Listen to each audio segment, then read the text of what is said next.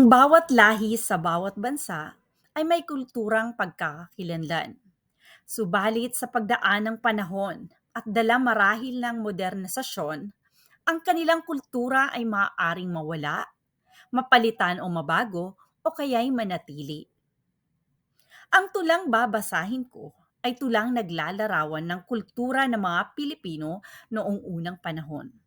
Kulturang maaaring sandigan ng pagka-Pilipino sa darating na panahon. Pagbati sa ngalan ng wikang Filipino, ako si Ma'am Des at ang tulang ibabahagi ko sa inyo ay tulang isinulat ni Ginoong Pat V. Villafuerte.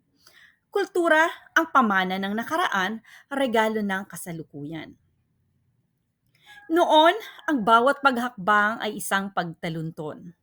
Isang pagtahak sa matuwid na landas upang marating ang paroroonan. Gaano man ito kalapit, gaano man ito kalayo, gaano man ito kakitid, gaano man ito kalawak. Kaunti man o marami ang mga paang humahakbang. Mabagal man o mabilis, pahinto-hinto man o tuloy-tuloy.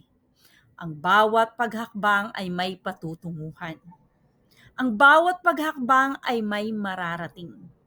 Ang bawat paghakbang ay may pagsasakatuparan. Hindi na mabilang ang paghakbang na naganap sa ating kasaysayan. Paghakbang na pinuhunan ng pawis, dugo at luha. Paghakbang na kinamulatan ng maraming pagsubok, pangamba at panganib. Mula pa sa panahon ng kawalang malay, hanggang sa panahon ng walang humpay na pananakop. Digmaan at kasarinlan, at hanggang sa kontemporaryong panahon ng makinasyon. Sumibol ang kairaming kulturang sinangkutsad sa ating diwa't kamalayan. Kulturang may ritmo ng pag-awit, may kislot ng pagsayaw, may haplos ng pag-alalay, may lambing ng panunuyo, at tangis ng pagmamahalan. Ito ang ating tinalunton.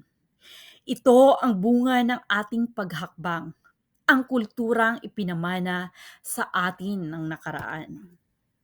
Ngayon, sa panahon ng pagkamulat at maraming pagbabago, binhing nakatanim ang maraming kulturang nag-uumapaw sa ating diwa, nagbabanyos sa ating damdamin, nag-aakyat sa ating kaluluwa, sinubok ng maraming taon. Inalay sa mga bagong sibol ng panahon. Anumang kulay, anumang lahi, anumang edad, anumang kasarian. Ang kultura'y pinayayabong. Nang may halong sigla at tuwa, nang may kasalong pagsubok at paghamon. Kulturang sinusuyod ng kapuri-purik ugali at marangal na kilos. Kulturang inihain ng pagsambat prosesyon. Kulturang sinasalamin ang Pasko't Pistang Bayan. Kulturang pinaawit ng pasyon at pagsasabuhay ng puon. Kulturang patuloy na sumisibol at ipinupunla ng tradisyon. Pampamilya, pang-eskwela, pampolitika, panrehiyon at pambansa. Nadinilig ng maraming pagpapala, paggabay at patnubay na pinayaman ng makukulay na karanasan. Kulturang inihain at tinanggap, sinunod at isinakatuparan. Ito ang regalo ng kultura, regalo ng kasalukuyan. Bukas, ang kulturang itinudla ng nakaraan at iniregalo ng kasalukuyan ay bubuhayin ng kinabukasan at mananatiling refleksyon ng kabutihan. Kulturang gagalang sa mga bata't matatanda.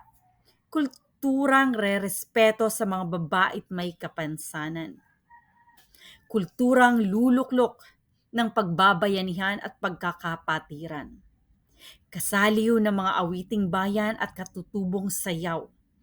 Katali ng pagsasadula at pagbabalagtasan. Diwang parangal ang ipupunla. Kariringgan ng maraming wika. magkakapantay na kalayaan at karapatan.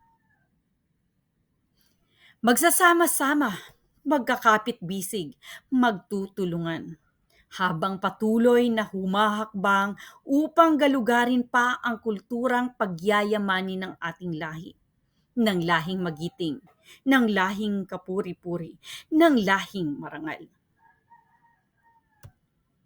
Ang tulang binasa ko ay tulang kultura, pamana ng nakaraan at regalo ng kasalukuyan at buhay ng kinabukasan. Ito ay isang halimbawa ng tulang naglalarawan. Ang tulang naglalarawan, ito ay nagpapahayag ng pagpapahalaga o maaaring pagkamuhi ng makata o may akda sa isang kalagayan, puok o pangyayari. Maraming salamat sa pakikinig. Ako si Ma'am Des, pagbati sa ngalan ng Wikang Filipino.